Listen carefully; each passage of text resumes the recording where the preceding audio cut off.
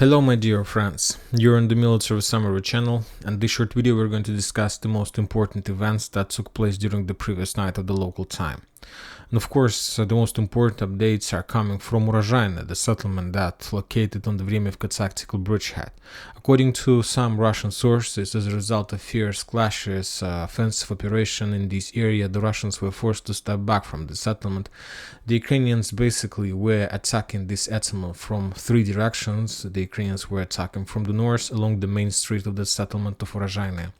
The Ukrainians managed to establish the pontoon bridge above the river Mokry Yalin to attack the Russians from Staromayorsk, and the Ukrainians were pushing the Russians along the forest lines on the east. And under such a big pressure, the Russians, according to the local sources, were forced to step back. Some Russian sources are saying the main reason of withdrawal the positions was the usage of artillery, massive usage of artillery system from the Ukrainian side.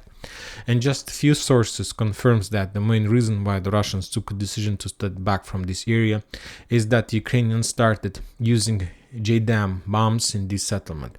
That was the weapon, the game changer in the Battle of Urozhaine. Somehow the Ukrainians found a solution how to get their aircraft as close as possible to the settlements, to the combat line, to attack the Russian positions in the settlement, which forced the Russians to step back. Currently the Russians don't have anti-weapon how to prevent such a behavior of Ukrainian forces in the future. I believe that they will find a solution, but those attacks with JDAM bombs were unexpected from the Russian side. Anyway, the Russians withdrew their position, but this is not the final story about Urozhaine. The thing that I'm surprised is that the Russians took a decision to withdraw to the south so fast. Currently, Urozhaine is a very big settlement, and we can say that this settlement can be split into a few parts: the northern one, the central one, the western one, and the southern one. And there are still a lot of buildings, a lot of fortifications on the southern part, which will be very difficult to take by the Ukrainians. There are, as you can see, hangars, barracks, some industrial areas, some farms, which is probably have been already prepared for the long defense operation. Anyway, this is the first situation. The second opinion is that the Russians took a decision to withdraw their positions in the central part of Urozhaine, of course, because of being afraid of being encircled by the Ukrainian forces. And the second reason is that probably the Russians have moved to the combat line, the cluster rounds. And now the Russians just expect when the Ukrainians will enter the central part, and after that the Russians will start bombing and shelling the Ukrainians with the cluster rounds. And also this is the reason why we still haven't received any video or photo confirmation of Ukrainian flag above the town hall or something like this, because the Ukrainians understand they are also not going to repeat their mistakes as they made in Staromayorsk when the Russians took a decision to withdraw from the Staromayorsk to the south. The Ukrainians started moving to the south, to the southern part of the settlement, and the Ukrainians were attacked by the Russian cluster rounds, and the Ukrainians had significant number of losses. So currently the Ukrainians are trying to behave a little bit, so they try to calculate everything and not to be in a hurry and not to risk when the risk is unnecessary. They will continue attack and move to the south of Urozhaine, but very slowly, as I understand, if I was on the Ukrainian side.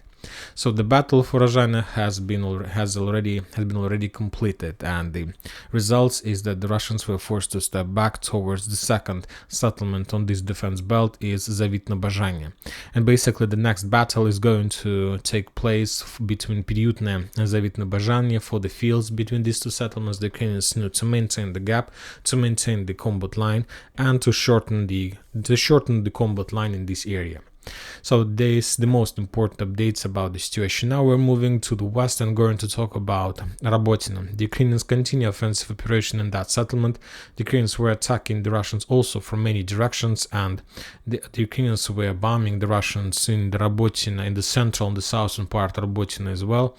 And they published the video how the Ukrainians discovered the Russian positions or operational ammo depot somewhere in the central part, and as a result of artillery strike, the Ukrainians destroyed that local operational ammo depot, and as you can see, just from one strike the entire building was reduced to ruins.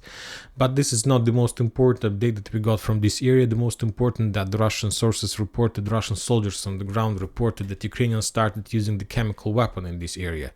So when talking about Vremivka tactical bridgehead, Ukrainians managed to penetrate the Russians' defense belt, so basically they weren't forced to use, let's say, illegal weapon. But when talking about Rabotino, we see that Ukrainians are losing. The price they're paying is too high, and it's not worth this battle, this victory. So that's why the Ukrainians took a decision to increase the speed of their forces by using the chemical weapon. So today, I believe we're going to receive more updates, more confirmations about that, or probably that was some kind of speculation. The Ukrainians continue bombing and attacking the Russian positions in the vicinity of Petykhatki Zherebyanki. On this video, we see how the Ukrainians managed to discover the Russian positions along the forest line, and after that they start attacking the Russian trenches and Russian strongholds using the cluster rounds, or basic artillery systems. Cluster rounds, as you can see. Yes, clusters. And this video is very interesting because this is not the first episode of the Ukrainian attacks in this area. If we increase the number of updates since the 1st of August, we see that the Ukrainians are pretty concentrated in this area, which confirms that the Russians during the previous days have accumulated significant number of forces among these trenches. And if you ask my opinion, this is the perfect position to start operational counter-offensive operation in direction of Stepova. Currently, I don't have any piece of information regarding the minefields between these two settlements, but as I see, the Russians attacked the Ukrainians on the north with drones. There were a lot of attacks from the Russian side. The Russians were attacking the Ukrainians in Petykhatki these 2 weeks. The Russians were suppressing and pinning down the Ukrainians in Kamyanska. So we see the Russians have some plans, and probably they will try to attack because the Russians see that the pressure of Ukrainians in direction of Rabotino and Verbova is increasing every single day. And to counterattack the same direction is not a very smart solution decision for the Russians. They need to attack another place, somewhere on the same tactical front line, but with the purpose to force the Ukrainians to redeploy some reserves. And basically this area is the perfect area where the Russians can counterattack and to force the Ukrainians to slow down their pressure in the vicinity of Bradley Square. Now we're moving further to probably my favorite front line, as we discussed, South Donetsk area in direction of Novomykhailovka. The Russians continue their offensive operation in direction of Novomykhailovka, and today the Russians published the video how they managed to discover the Ukrainian tank among the forest lines, and as a result of Lancet strike, that tank was destroyed. So as you can see, basically the Russians are trying to cut this pie in many pieces and to take one piece by piece of this very tasty cake on the South Donetsk direction. So basically currently the Russians are trying to develop their bridgehead and to establish control over this the defense belt. So this is the vital question for them, and this is currently the area the Russians are fighting for. At the same time, the Russians continue their pressure on the south and try to capture and establish control over the southern stronghold of Novomykhailovka. So this is basically the Russians' plan. And as we understand, according to this configuration, if the Russians are able to capture the northern bridgehead and the southern one, the Ukrainians will be put in operational encirclement, which basically is the main plan of the Russians. Also, the same situation as in Orekhov and Kamyansk, to create another point of pressure somewhere in the vicinity, not very far from Velika Novoselovka, and to force the Ukrainian forces to send some reserve to this area to slow down the Russians, which will give the Russians some operational time in Urozhaine, which they can use for regrouping and counterattacking the Ukrainian positions. Anyway, the two different bridgeheads like Orekhov and Vremivka, but two same tactics that the Russians are trying to implement. They're trying to repel the main attacks of Ukrainian forces, and at the same time the Russians are trying to develop their own secondary directions of its counterattacks on the flanks of the main direction of Ukrainian attack. So very interesting, and we'll follow this. Furthermore, we got another update from Krasnogorovka. Today the Russians published the video of Lancet strikes in this area. Probably these are Lancet strikes next videos we will not see because of violence and on this video with people. And basically in this video we see another confirmation that the Russians continue clearing an offensive operation towards the southern part below the railways of Krasnogorovka.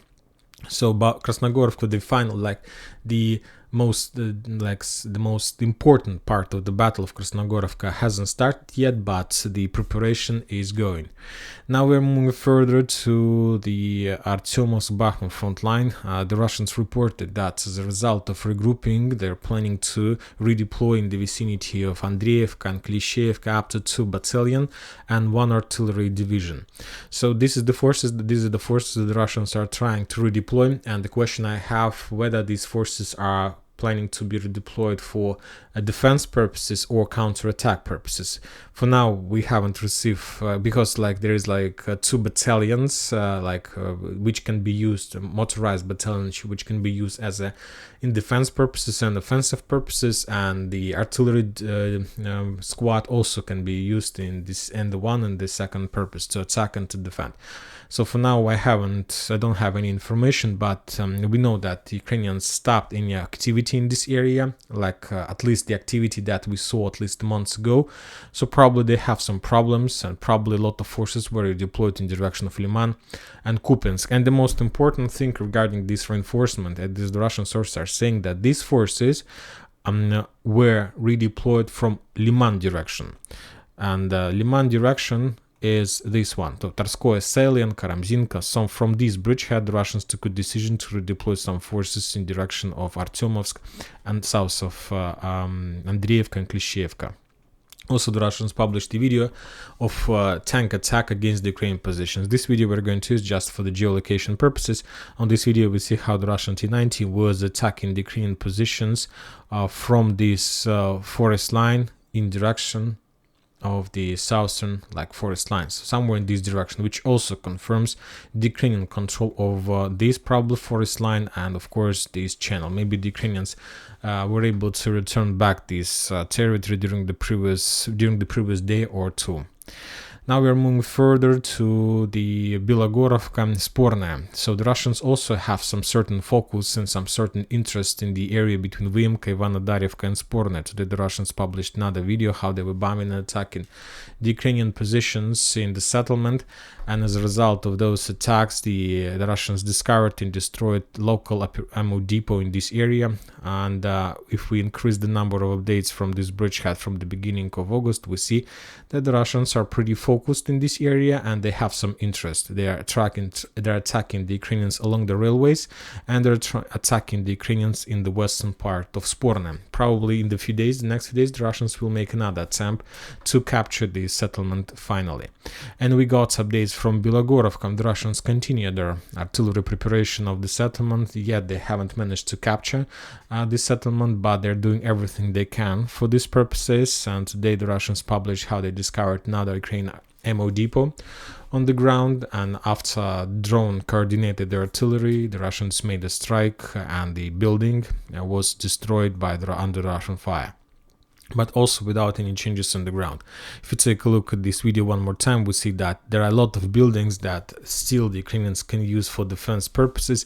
So basically the story of Bilogorovka is going to take a lot of time. Probably this is not like the issue, or this is not the victory of 1 or 2 days. Probably the next few months the Russians will continue attacking and shelling the settlement. When talking about Liman, we haven't received nothing during the night, and when talking about Kupiansk, we got another artillery update. The Russians were bombing and attacking Pishane. On this video, we see the Russians discovered the Ukrainian track that were redeploying the Ukrainian forces, or something, or probably ammo depot, munition, and the Russians, as a result of artillery strike, destroyed that area, destroyed the operational Ukrainian ammo depot, or probably warehouse. So when talking about this area, if we increase the number of updates also from the 1st of August, we see that there is some concentration of Russian fire along the railways.